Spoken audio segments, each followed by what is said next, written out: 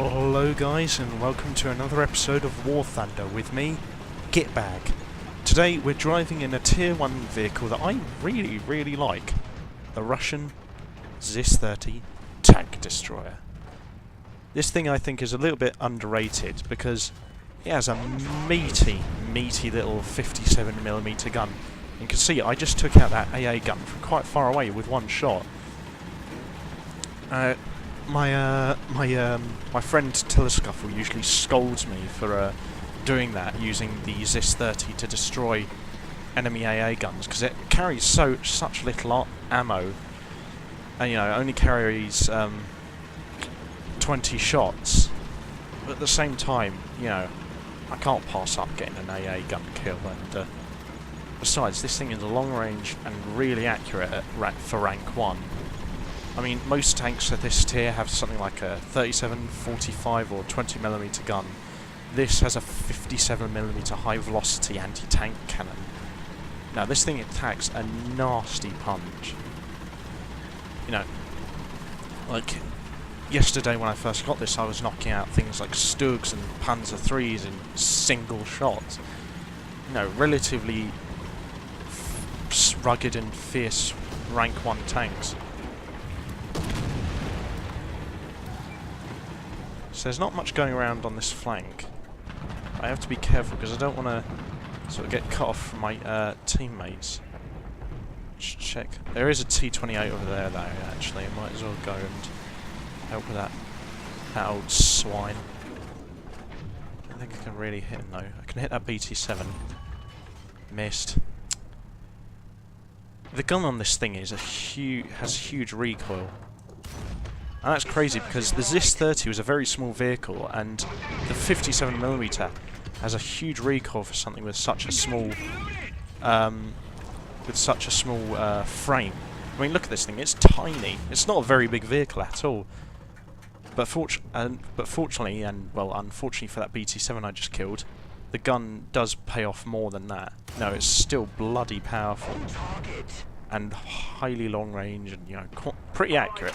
It's not it's not like supremely accurate, but I think it's definitely more accurate than the rank 1 rank 1 German tier tank destroyer, the Stug-3A, because that thing has a 75mm low velocity gun, which is higher sort of caliber, but at the same time the shells on it take longer to reach the target. And it's also a little less accurate, so in all honesty, give me this one over it any day. I might have to go past that one though when I start grinding up the German tank destroyer line, because I definitely want to get the Jagdtiger, which is the top vehicle on the German tank destroyer line. Definitely. That's definitely a coveted prize for me personally. It probably is going to be for a lot of people because that thing is monstrous. Okay, so enough farming AA kills. It's time to get into this fight.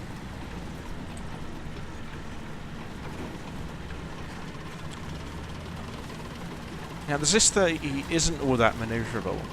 Well, it is quite manoeuvrable, but it's not as manoeuvrable as, say, something like the BT-7, which I also unlocked yesterday.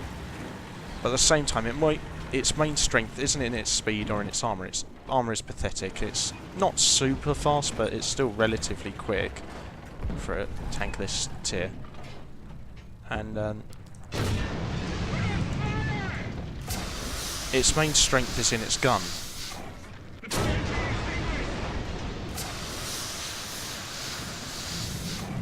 Unfortunately, as you can see, the armour is no good, and I kind of screwed myself over there by going up onto an open ridge and exposing myself to all that enemy fire. And that was a bit stupid of me, so yeah, I hold my hands up. That was very silly of me. But regardless, you will make mistakes, because the rank 1 and reserve rank tanks have a very sort of like unique feel to them in that they feel like flimsy, but at the same time they all have the capability of killing each other relatively easily. So that's, you have to be probably quite careful of that, I'd say. You know, definitely take that into account, because these tanks are pretty flimsy.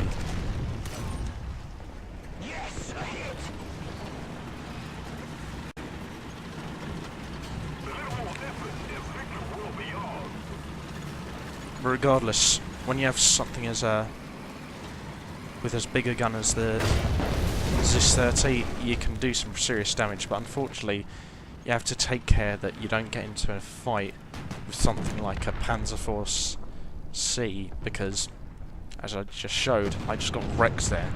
And I'm still pretty much sucking at this, because I'm so unused to playing it. You know, I'm more used to playing War Thunder in the aircraft, but regardless, it's still a fun old game to have. Regardless of how badly I did though in that last match, you can still do really, really good at rank 1 and reserve rank with something like this, because while its gun isn't, you know, supremely powerful, and while its armour is, well, pathetic, its gun is still more than adequate to deal with anything like a Panzer IV or a Panzer III. Ooh, dear oh dear. Yeah, that was a, I believe that was a Sturmovik? No, it was a Stuka, Junkers 87, German World War II dive bomber. Yeah, on some maps on ground forces you get AI-controlled aircraft assisting both you and the enemy, and it will be either German Stukas or Russian Il-2 Sturmoviks that will be assisting you, and they're bloody deadly. And I'd always recommend, like, when you're grinding up the reserve and rank 1 tier vehicles, definitely try and go for flak truck, because I think both the Russians and the Germans can unlock some sort of flak gun mounted truck, and I definitely recommend getting that as one of your first vehicles, because that will definitely help when you're on these kind of maps. So hit that BT-7, took out his engine in his driver, I think. Try getting another shot into him. Smack, got him in the horizontal turret drive, damaged something else. Take one more shot before I pull back. Alright, destroyed him. Nice one, lovely. Alright, there are a lot of enemies in that cap circle, and they're capping it, but at the same time, we've got more people sort of like firing in on it. They have got a lot of people defending it though, and they're doing an alright job. Yes, a hit. So, you know, give them credit where it's due. Fortunately, I've got this nice, meaty old 157mm gun.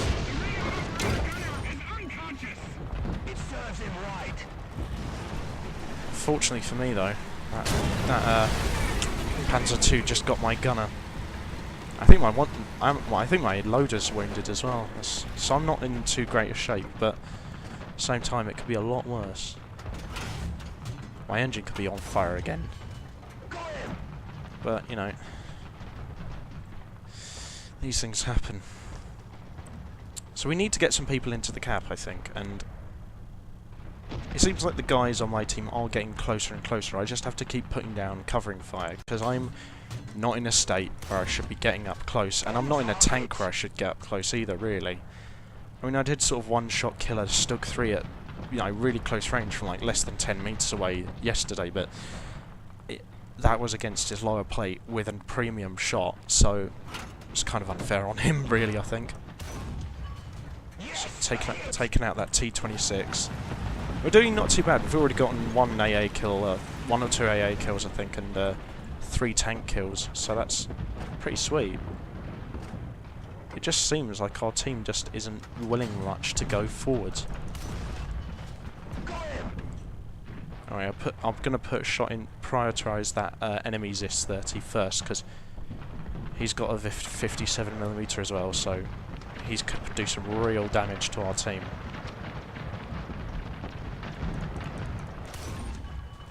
It serves him right. So I think I got his gunner and his loader there. Now he knows what it feels like to be me. And now he's gone, so I can't see him anymore. And it's not like on World of Tanks where you should sort of like use your shots up by sort of shooting where the enemy is. I'd strongly recommend sort of like waiting until you have a definite shot on the enemy. And sometimes I think in realistic and simulator battles, dead tanks will stay on the field, and I'd strongly recommend maybe putting a shot or two into them just to double check if they're dead or not, because you don't want to go past them and then just get shot in the arse with a 45mm shell if you're being too lax. So I'm going to move up a bit. I've only got 3 high explosive shells left. And it's not looking too good because our team hasn't really moved up all that much. Now that's a problem with ground forces, is you won't see much teamwork, and that's the case with a lot of matches on War Thunder, I think. Both ground forces and air forces, is that you won't see a huge amount of teamwork like you will on World of Tanks, because the teams I think are generally a bit bigger, and also, you know, the maps are bigger, and there's less of a sort of there's less of a sort of immediate need, I'd say, to rely on each other. So it's going to be less likely that you're going to sort of find your team working together. The target hasn't taken any damage. Regardless, I'd still recommend sort of like trying to work together at least in one sort of big mass. Trying to push the enemy back through massed action and sort of massed striking power. Because otherwise you will just lose miserably like my team did here. So definitely keep that in mind, I'd say.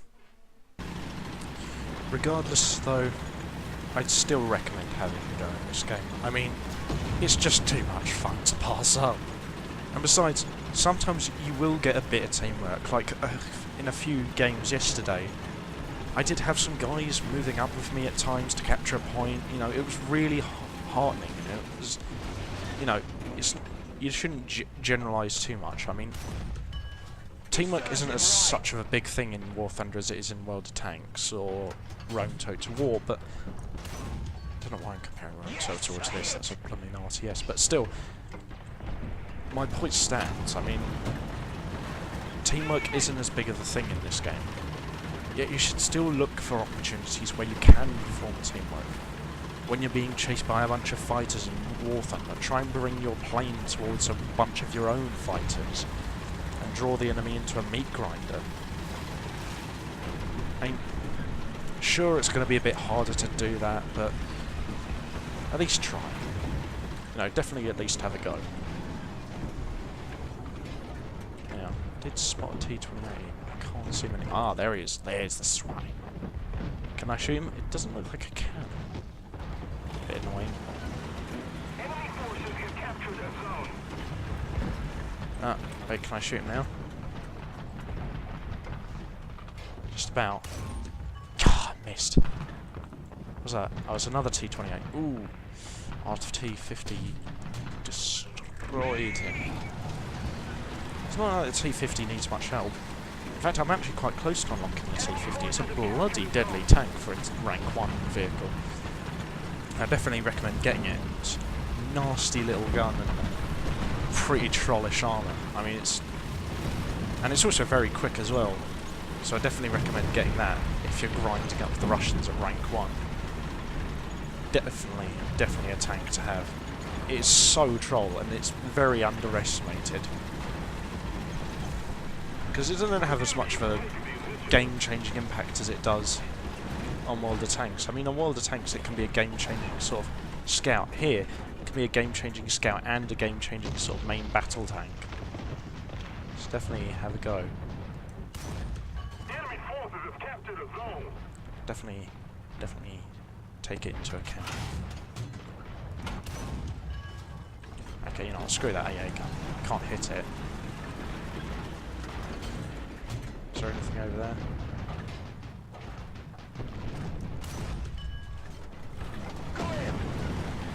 I didn't get hit. Ooh, what was that? That looked like an AA. That looked like an AA gun, but it did also kind of like look like a tank shell. Not taking any chances though. I think it was that AA gun. Still, I don't want to take any chances. Yeah, there's a T-28 there, but he's gone now. Oh god, there's a lot of tanks nearby. I'm going to help against this Panzer III.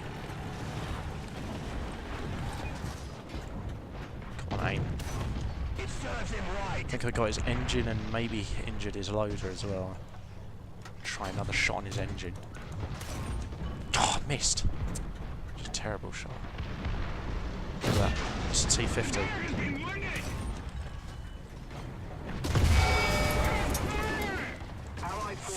Yeah, kind of screwed myself over here. I'm probably going to die. Yeah. No, that was never going to work. That was a dumb idea anyway, to go on top of that ridge line. Stug 3 got me. Nasty, nasty 75mm gun. Not as accurate or as high pen as this, but still very, very formidable tank. Not bad armour, actually. You know, I can definitely deflect the guns in most rank 1 vehicles, and definitely reserve vehicles. But at the same time, it's not to be It's not anything to be sneezed at. It's definitely a nasty, nasty piece of work.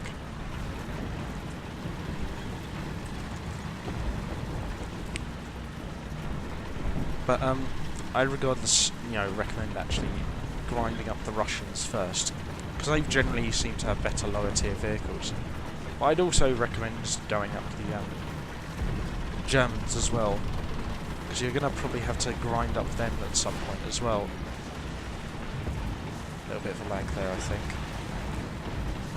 But yeah, I definitely recommend sort of going up the Russians as well, Germans as well at some point, because they're the only other nation tanks in this game at the moment as well, so you will likely at some point feel the inclination to go up their tech tree. Yes, I hit. Unfortunately, again, it seems like our team has just been not inclined to go forwards together, and that's kind of a bit exasperating, and I've been kind of seeing that trend a lot recently in this. I don't know if it's such of a big impact in War Thunder Air Forces, but regardless, it is a bit annoying in Ground Forces. You do kind of get that a lot, but it's not so much of a problem that I still can't enjoy the game. I still enjoy it very much.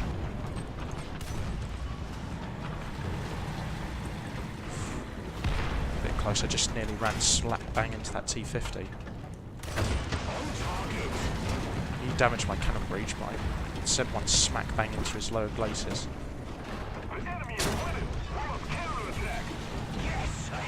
Move around in front of him, try and get another shot into his lower glacis. It serves him right. Keep moving around, try and make it harder for him to shoot me. He's realising now that he's kind of made a bit of a mistake. On target. And this is the only tank I've got at the moment that can really penetrate the armour of the T-50, because the T-50 is a light tank, yet its armour is surprisingly trollish. There's another one over there. Well, we're going to lose, but if I'm going to lose, I'm going to want to get at least one more T-50 kill. Injured his commander loader and gunner and damaged his ammo. So that really hurt him. Damaged his gunner and horizontal breach drive. Come on, where are you, son of a... Oh, shit. I didn't see that coming. BT-7 just came out of nowhere and just kicked me in the teeth. That was a loss. Another loss. Woe betide me. But regardless, that is probably going to happen a bit more than on tanks, because there's even less of an aspect of teamwork on this ground forces war gaming. War Thunder, what am I talking about? But yeah, I mean, Just keep an eye out for that and try and play as if, you know, you're the only one fighting for the cap circles. Don't fight like that all the time, but definitely fight like it when you see that your team are not really pushing forwards, because it may very well be that they're just sticking back and sniping, and there's nothing seriously wrong with that. That's a good way to get kills, but regardless, maybe have something queued up that's light, quick, and has a rapid firing gun, so you can lead the charge when you have to. But regardless, I'd still recommend the Zis-30, because that thing kicks ass. Anyway, until next time, take care, have fun, and I'll see you on the battlefield.